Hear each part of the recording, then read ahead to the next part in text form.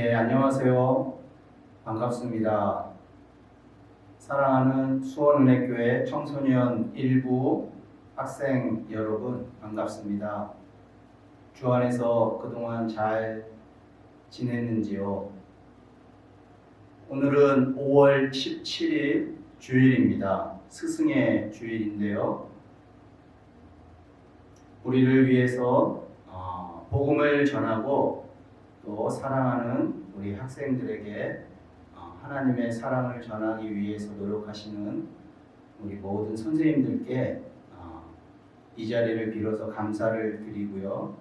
또 우리 학생 여러분도 우리 선생님들께 감사의 마음을 표하는 그런 하루가 되었으면 좋겠습니다. 또한 이 땅에 주님의 복음을 전하기 위해서 애쓰시고 또 수고하시는 많은 복음 전도자 분들이 계십니다. 그래서 그 복음 전도자 분들도 우리가 생각하면서 그분들에게 감사의 마음을 이렇게 갖고 또 그분들을 위해서 아시는 분이 있으면 기도해드리고 또 문자나 카톡으로 이렇게 그분들에게 감사의 마음을 표하는 그런 한 주가 되었으면 좋겠습니다. 오늘도 우리 영상으로 예배드리는 우리 학생 여러분 그리고 학부모님들 주님의 이름으로 사랑하고 축복합니다. 우리를 늘 사랑하시는 하나님, 그 하나님께 오늘도 마음과 뜻과 정성을 다해서 예배드리는 시간이 되기를 바랍니다. 우리 다 함께 찬송가 38장이죠. 예수 우리 왕이여, 우리 왕 되신 예수님을 찬양하도록 하겠습니다. 예수 우리 왕이여, 이곳에 오셔서 우리가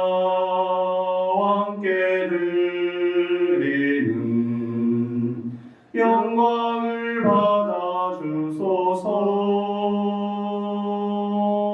우리는 주님의 백성, 주님은 우리 왕이라. 왕이신 예수님 오셔서 좌정하사 다스리소서. 예수 우리 주시여, 이곳에 오셔서 우리가 주께 드리는 찬양을 받아주소서. 우리는 주님의 종들, 주님은 우리 주시라. 주 대신 예수를 모셔서 이 찬양을 받아주소서. 아멘. 우리 이 시간 임재 찬양, 하늘의 문을 여서서 찬양 들으시고 찬양 후에 우리 강보민 청년 선생님께서 우리 예배를 위해서 기도해 주시겠습니다. 우리 함께 찬양 드리겠습니다. 하늘의 문을 여소서, 이곳을 주목하소서. 주를 향한 노래가 꺼지지 않으니 하늘을 열고 보소서. 이곳에 임재하소서. 주님을 기다립니다. 기도의 향기가 하늘에 닿으니 주여 임재하여 주소서. 이곳에 오셔서 이곳에 앉으소서. 이곳에서 드리는 예배를 받으소서. 주님의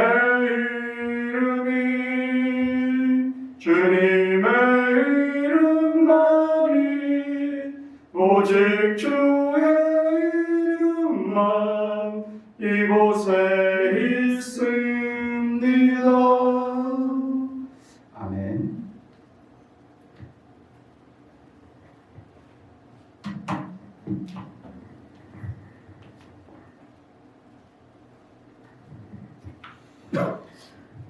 기도하시겠습니다. 하나님 아버지 감사합니다.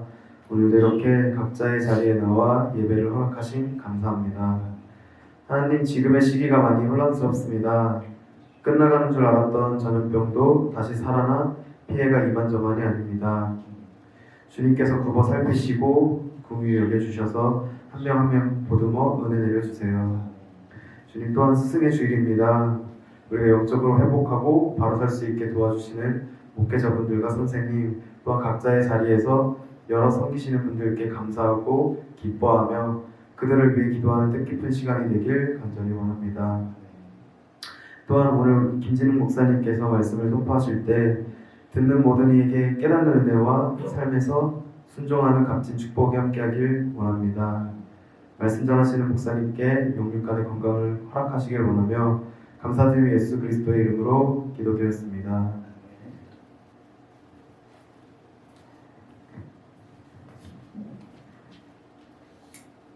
말씀 전하기 전에 간단하게 광고 말씀드리도록 하겠습니다. 우리 강보민 선생님이 기도해 주신 것처럼 이 코로나 사태가 그래도 많이 이렇게 잠잠해지는 것 같았는데요. 이태원에서 또 이렇게 발생된 확진자들이 계속 이렇게 증가하는 그런 추세입니다. 점점점 젊은 우리 청소년이나 청년들이 10대 후반, 20대 또 초중반 이렇게 젊은이들이 확진자가 되었다는 소식을 접하게 됩니다. 아무래도 좀 젊으면 답답하고 또 나가서 친구들도 만나고 싶고 그럴 수 있는데요. 우리 영상으로 예배드리는 학생들 당분간 계속해서 우리가 생활 거리두기 이렇게 동참하면서 조심하면 좋을 것 같습니다.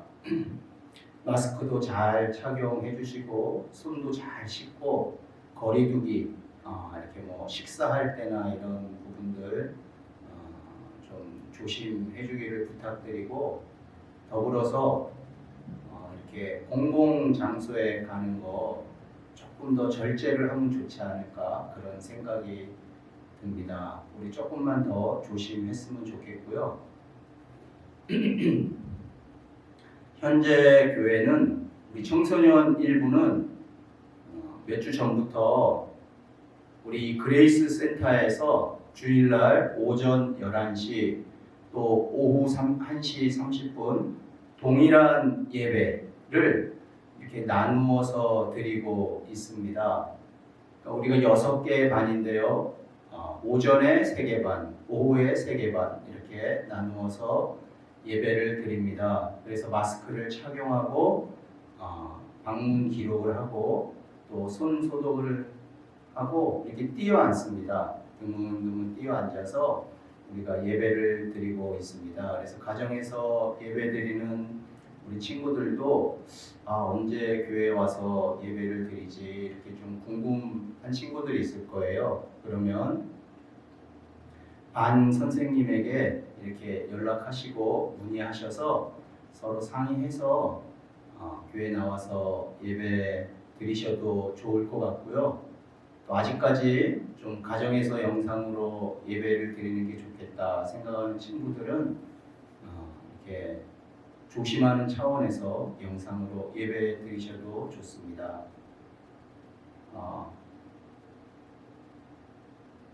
오늘 말씀 보겠습니다. 오늘 말씀은요, 고린도 후서 2장 12절에서 17절까지의 말씀입니다. 고린도 후서 2장 12절에서 17절까지의 말씀. 설교 제목은 누가 이 일을 감당하리요인데요. 우리 같이 고린도 후서 2장 12절에서 17절, 제가 갖고 있는 신약 성경 288페이지입니다.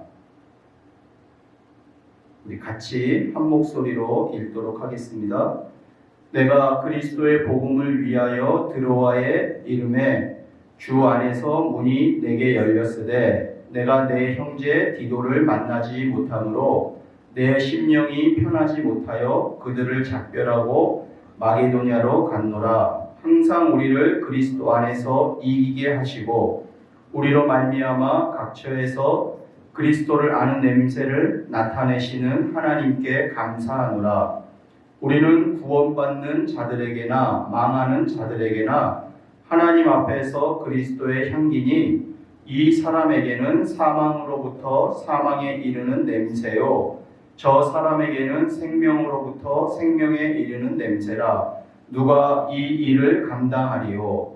우리는 수많은 사람들처럼 하나님의 말씀을 혼잡하게 하지 아니하고 또 순전함으로 하나님께 받은 것 같이 하나님 앞에서와 그리스도 안에서 말하노라. 아멘.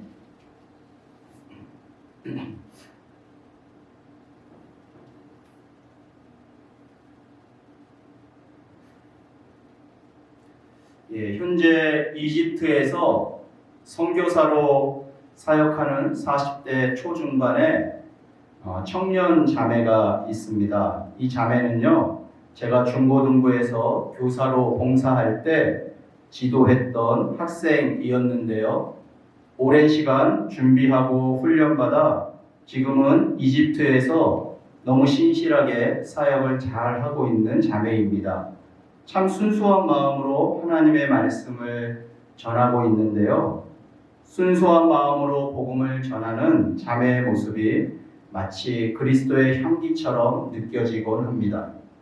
그런데 이 자매가 학창 시절에는 무엇 때문인지는 몰라도 무척 공격적이고 날카로웠던 것으로 기억이 되는데요. 작은 일이나 말에도 상처를 잘 받았고 그러다 보니 다른 사람에게 상처도 잘 주었던 학생이었습니다. 교사로서 굉장히 이렇게 조심스럽게 다가가야만 했던 학생이었는데요. 그런데 이 자매가 청년이 되고 은혜를 받으면서 변화되기 시작했어요.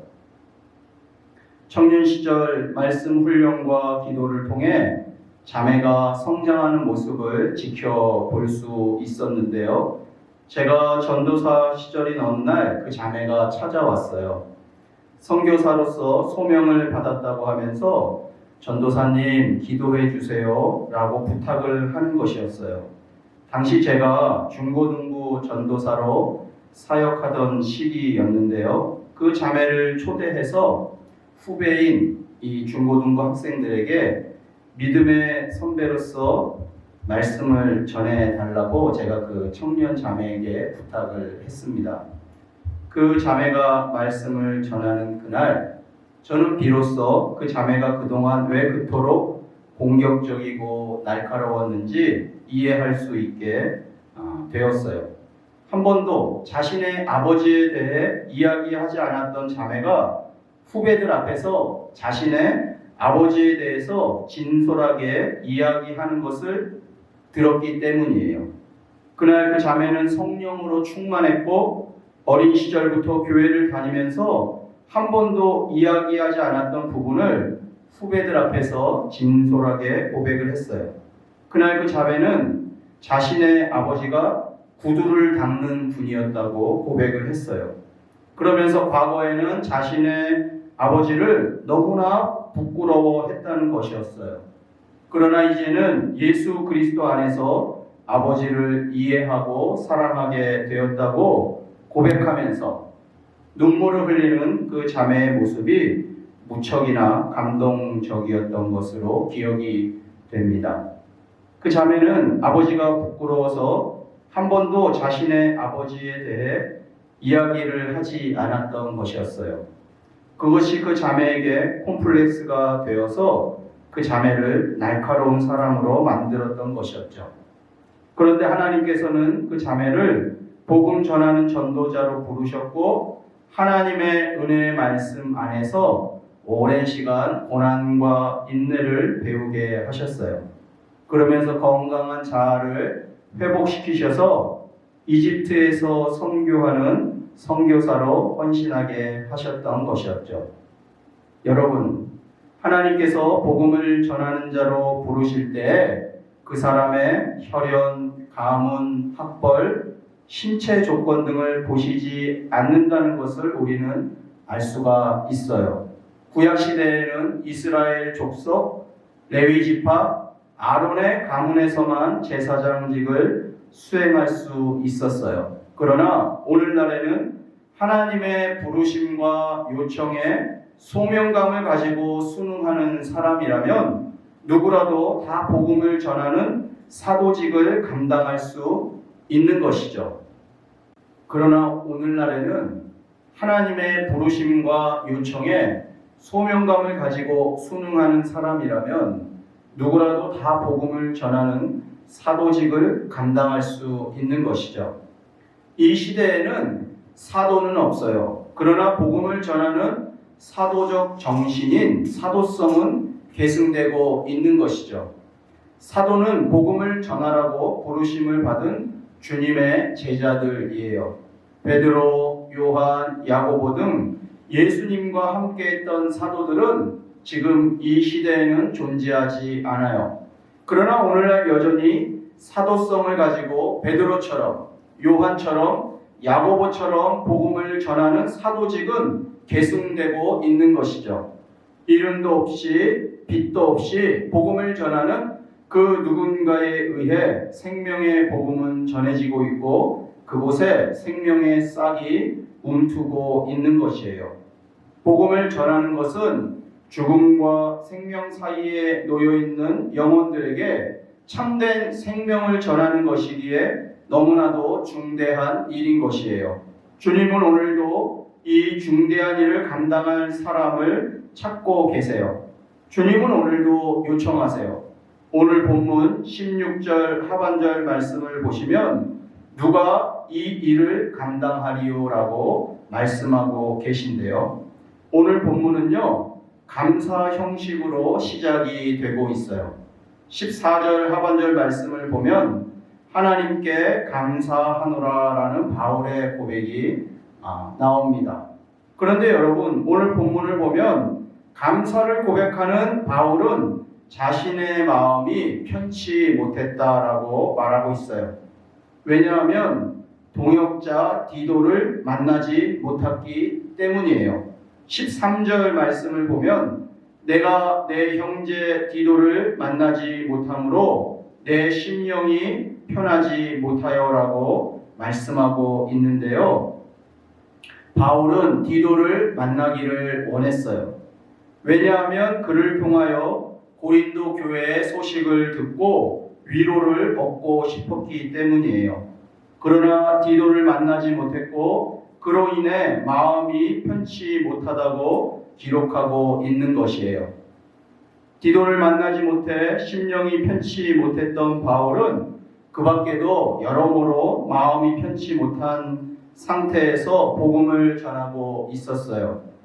고린도후서 1장 8절 9절 말씀을 보시면 제가 읽어드릴게요. 형제들아, 우리가 아시아에서 당한 환난을 너희가 모르기를 원하지 아니하노니 힘에 겹도록 심한 고난을 당하여 살 소망까지 끊어지고 우리는 우리 자신이 사형 선고를 받은 줄 알았으니 바울은요, 복음을 전하면서 힘에 겹도록 심한 고난을 받았다고 고백하고 있어요.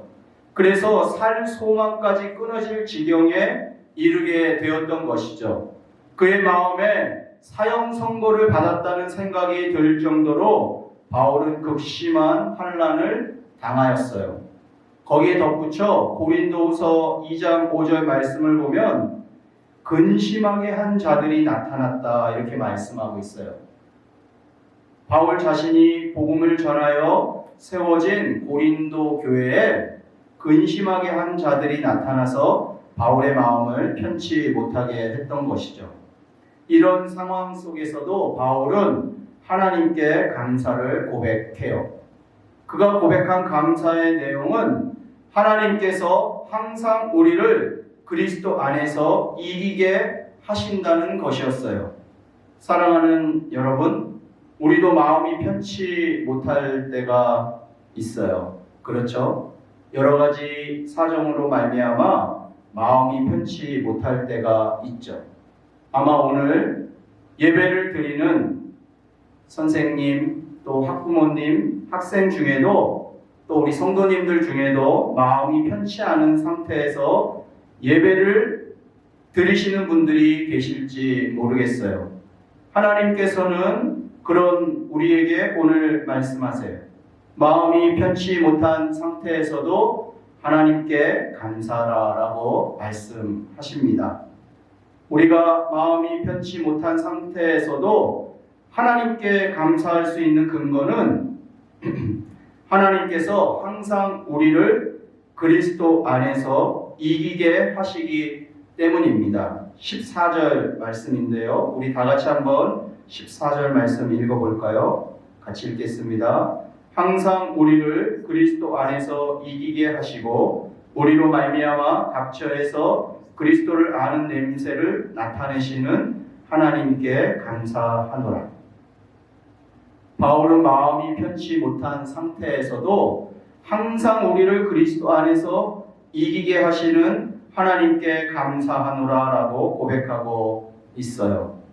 여기서 사용된 동사 이기게 하시는 이 단어는요, 헬라어 이렇게를 찾아보면 원어적 의미에 이런 의미가 담겨 있습니다. 원어적 의미가 뭐냐면 개선 행진에 참가시키다 또는 개선 행진으로 인도하다라는 의미가 담겨 있는데요. 이 단어는요, 로마 장군들이 승리를 거둔 후에 이렇게 로마로 입성하는 개선 행렬을 배경으로 하고 있어요. 바울이 고린도 성도들에게 편지를 쓰면서 이 단어를 의도적으로 사용했는지 알 수는 없지만 바울의 편지를 읽는 고린도 성도들은 이 부분을 읽으면서 로마로 입성하는 장군들의 개선 행렬을 연상할 수 있었을 것이에요.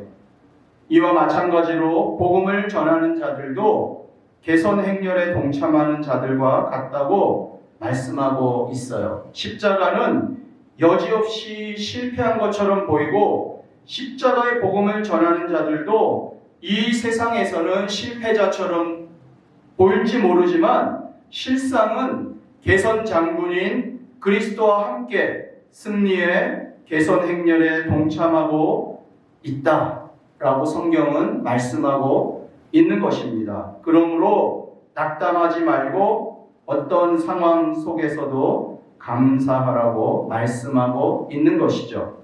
복음의 증인인 우리들은 모두 승리의 개선 행렬에 동참한 자들이에요. 개선 장군이신 예수님의 뒤를 쫓아 승리의 환호성을 올리면서 개선 행렬에 참여한 자들이다 라고 할 수 있는 것이죠. 그러기에 마음이 편치 못한 상황에서도 감사할 수 있는 것입니다. 여러분, 여기서 우리가 기억해야 할 한 가지 사실, 하나님의 이김은 항상이라는 것이에요.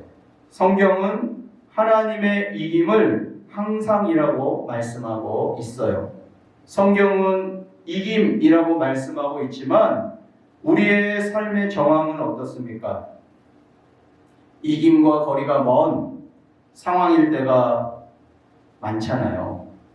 우리가 살아가는 삶은 이김보다는 절망, 이김보다는 고통, 이김보다는 좌절을 더 많이 느끼게 하는 것 같아요. 때로는 그러한 절망과 고통과 좌절로 말미암아 이렇게 낙심할 때가 있는 것이 아닌가 하는 생각이 듭니다. 그러나 여러분, 우리가 그러한 상황에 처해 있다 할지라도 우리 용기를 가집시다. 왜냐하면 하나님은 항상 우리를 그리스도 안에서 이기게 해주시는 분이시기 때문입니다. 그리스도 안에서 항상 우리를 이기게 하시는 하나님은 14절 중반절 말씀을 보니까 이렇게 말씀하고 있어요. 우리로 말미암아 각처에서 그리스도를 아는 냄새를 나타내시는 분으로 표현되고 있습니다. 이것을 공동 번역을 찾아보니까 이렇게 표현하고 있어요. 우리로 하여금 어디에서나 그리스도를 아는 지식의 냄새를 풍기게 하시는 하나님께 감사를 드립니다. 성경은요, 우리를 냄새나는 존재로 표현하고 있어요. 우리는 냄새나는 존재입니다. 그런데 그 냄새가 어디에서나 풍긴다는 것이에요. 우리가 이 세상 어디에 가든지 우리에게서 냄새가 난다는 사실이에요. 그런데 여러분, 우리에게서 나는 냄새가 어떤 냄새라고 말씀하고 있나요? 그리스도를 아는 냄새라고 말씀하고 있어요. 조금 더 정확히 표현하자면 그리스도를 아는 지식의 냄새라고 할 수 있어요. 그리스도를 아는 지식의 냄새가 우리에게서 난다는 것이에요. 우리가 살아가는 세상 속에서 우리가 어디를 가든지 하나님께서는 우리로 하여금 그리스도를 아는 지식의 냄새가 나게 하신다는 말씀이에요. 그러므로 여러분, 우리가 그 그리스도를 알기 위해서 수고하고 애쓰고 노력해야 된다는 것이죠. 그리스도를 알기 위한 방법은 여러 가지가 있을 거예요. 그런데 그 중에서도 가장 중요한 것은 말씀이라고 할 수 있어요. 여러분 어떠세요? 말씀을 부지런히 읽고 있나요? 말씀 묵상도 잘 하고 있나요? 우리가 더 말씀을 깊게 묵상하고 공부하고 읽어나갈 때 우리는 그리스도를 점점 더 깊이 있게 알아가게 될 거예요. 그리고 우리가 그리스도를 알아가면 알아갈수록 그 냄새는 더 짙어지게 되겠죠. 겉모습은 화려해도 냄새가 나지 않는 꽃이 있어요. 그러나 모양은 초라해도 아주 좋은 냄새를 풍기는 꽃이 있어요. 이와 마찬가지로 우리 모두 그리스도를 아는 지식이 점점 더 깊어져서 우리로 말미암아 곳곳에서 복음의 향기가 진동하기를 소망합니다. 이어서 15절 말씀 한번 보도록 하겠습니다. 15절 말씀 보시면 우리를 그리스도의 향기라고 표현하고 있는데요. 우리 다 같이 15절 말씀 읽어볼까요? 시작. 우리는 구원받는 자들에게나 망하는 자들에게나 하나님 앞에서 그리스도의 향기니. 성경은 우리를 하나님 앞에서 그리스도의 향기라고 말씀하고 계세요. 그리스도에 의해서 우리는 하나님께 드려진 향기로운 존재예요. 우리는 질그릇과 같은 존재예요. 이 질그릇과 같은 존재 안에 보배이신 예수 그리스도가 담기셨어요.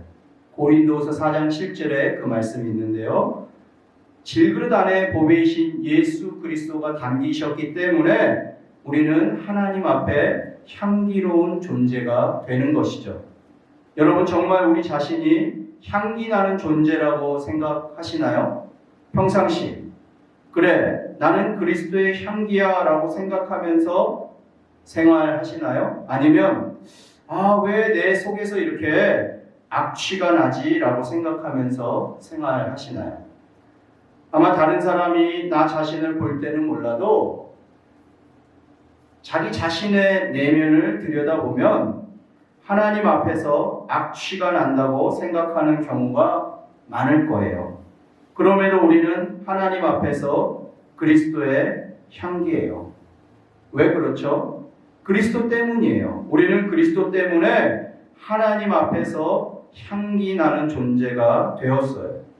오베이신 그리스도가 악취나는 우리 그릇에 담기셨기 때문에 우리는 그리스도의 향기로 살아가게 되는 것이에요. 그러기에 바울은 우리로 하여금 그리스도를 아는 냄새를 나타내시는 하나님께 감사하노라라고 고백하고 있는 것이죠. 그렇다면 여러분, 우리를 그리스도의 향기로 받아주신 하나님 앞에서 우리는 어떠한 모습으로 살아가야 될까요? 그분을 전하는 삶을 살아야 될 것이에요. 제가 서두에서 언급한 그 청년 자매처럼 말이죠.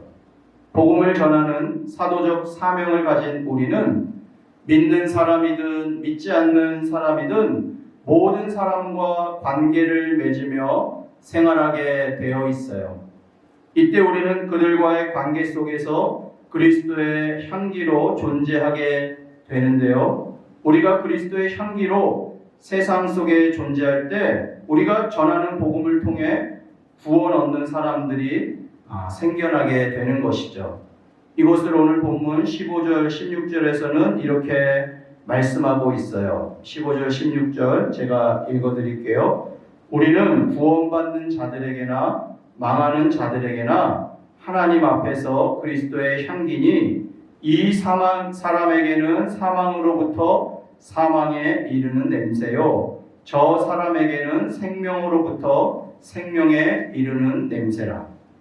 15절, 16절 말씀을 보시면 구원 얻는 자들에게 우리는 생명의 냄새다라고 말씀하고 있고요. 반면에 멸망하는 자들에게 우리는 사망에 이르게 하는 냄새가 된다라고 말씀하고 있습니다. 여러분, 복음을 전하는 과정 속에서 살 소망이 끊어질 지경에까지 이르렀던 바울이 왜 이런 표현을 했을지 한번 생각해 봅시다. 사도인 바울이 가는 곳마다 그리스도의 향기로 십자가의 복음을 전했어요. 바울이 가는 곳마다 그리스도가 전달됩니다. 무엇으로 전달되는 것일까요? 그리스도를 아는 지식의 향기로 전달되는 것이죠. 여기서 향기를 맡은 사람, 즉 복음을 들은 사람들의 두 가지 반응이 나타나는데요. 한 부류는 복음을 기쁘게 받아들입니다. 복음을 기쁘게 받아들인 사람들에게는 바울이 전한 복음이 생명에 이르게 하는 그리스도의 향기가 되는 것이고요. 반대로 복음을 받아들이지 않은 사람들에게는 바울이 전한 복음이 사망에 이르게 하는 그리스도의 향기가 되는 것이죠. 여러분, 그리스도인들은 세상이 죽음의 냄새를 느끼게 될 정도로 또렷한 향기를 내는 사람들이에요. 생명과 죽음을 나누는 복음, 이 복음을 전하는 사람의 역할이 얼마나 중요한지 우리는 그 중요성을 오늘 말씀을 통하여 다시 한번 깨닫게 됩니다. 그러게 하나님께서 오늘 말씀을 통하여 과연 누가 이런 일을 감당하기에 적합한 자인가라고 묻고 계신 것이에요. 16절 말씀인데요. 16절 말씀 보실까요? 이 사람에게는 사망으로부터 사망에 이르는 냄새요. 저 사람에게는 생명으로부터 생명에 이르는 냄새라. 누가 이 일을 감당하리요? 여러분, 과연 누가 이런 일을 감당하기에 적합한 사람일까요? 오늘 본문 17절은 이 질문에 대해서 말씀해 주고 있습니다. 우리 다 같이 17절 말씀을 보실까요? 제가 읽어드릴게요. 우리는 수많은 사람들처럼 하나님의 말씀을 혼잡하게 하지 아니하고 곧 순전함으로 하나님께 받은 것 같이 하나님 앞에서와 그리스도 안에서 말하노라. 이 17절을 조금 더 쉽게 번역한 표준 새 번역에서 찾아보니까 이렇게 말하고 있어요. 많은 사람들은 하나님의 말씀을 팔아서 먹고 사는 장사꾼이 되었습니다마는 우리는 그렇지 않습니다. 우리는 하나님께서 보내신 사람답게 진실한 마음으로 하나님께서 보시는 앞에서 그리스도 안에서 말합니다. 바울 당시 하나님의 말씀을 팔아서 먹고 사는 장사꾼과 같은 사람들이 많이 있었던 것 같아요.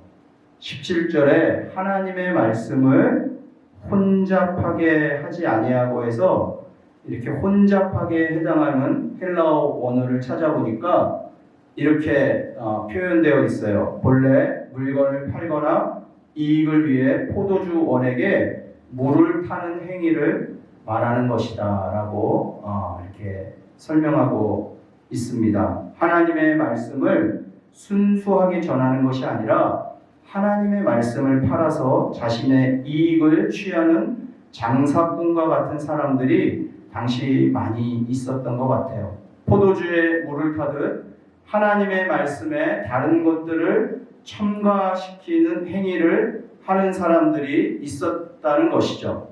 순수한 복음을 전하지 못하고 자신의 이익을 위해서 당시 사람들에게 하나님의 말씀을 변질시켜 전했다고 볼 수 있을 것 같은데요. 이런 사람들은 누가 이 일을 감당하리요? 라고 묻는 하나님의 질문에 적합한 사람들이 아니라고 할 수 있을 것이에요. 그렇다면 누가 과연 이 일을 감당하리요? 라고 질문하시는 하나님의 질문에 적합한 사람일까요? 그 사람은 순전함으로 하나님께 받은 것 같이 하나님 앞에서와 그리스도 안에서 말하는 사람인 것이죠.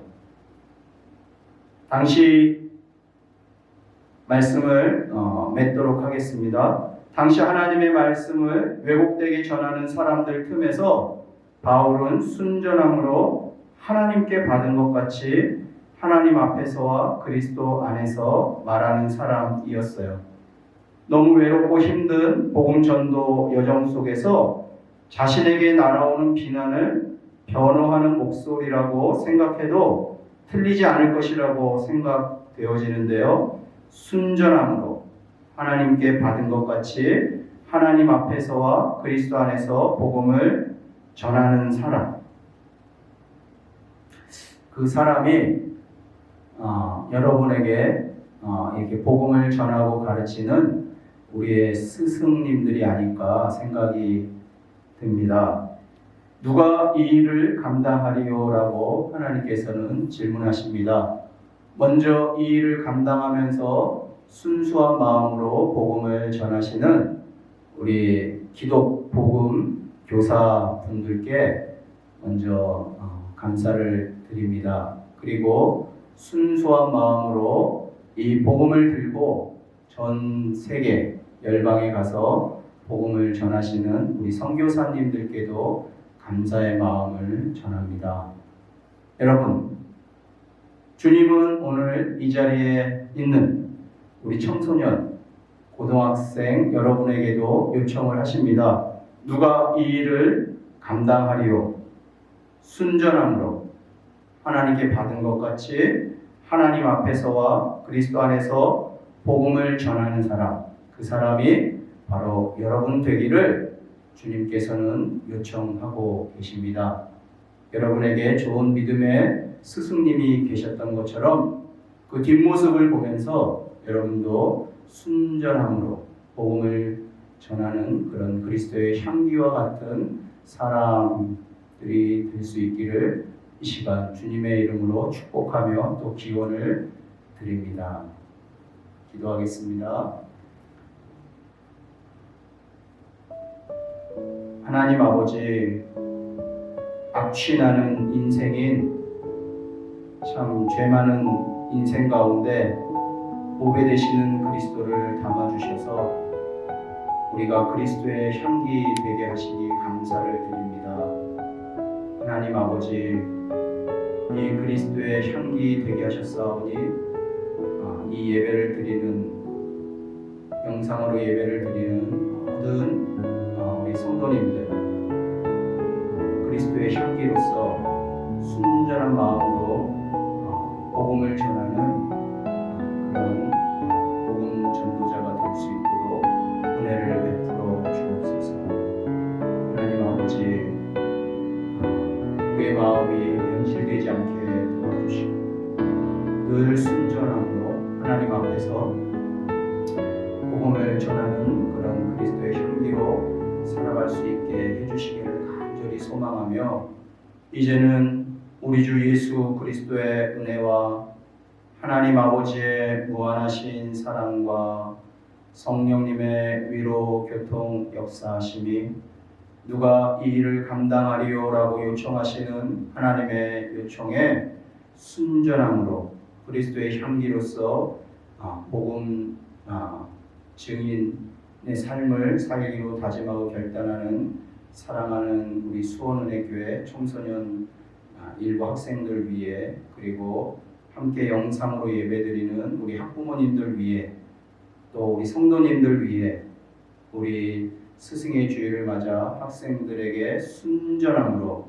복음을 증거하시는 우리 선생님들과 그 일터와 가정 위에, 그리고 주님께서 사랑하시는 수원은혜교회 위에 지금부터 영원까지 함께 하시기를 간절히 축원하옵나이다.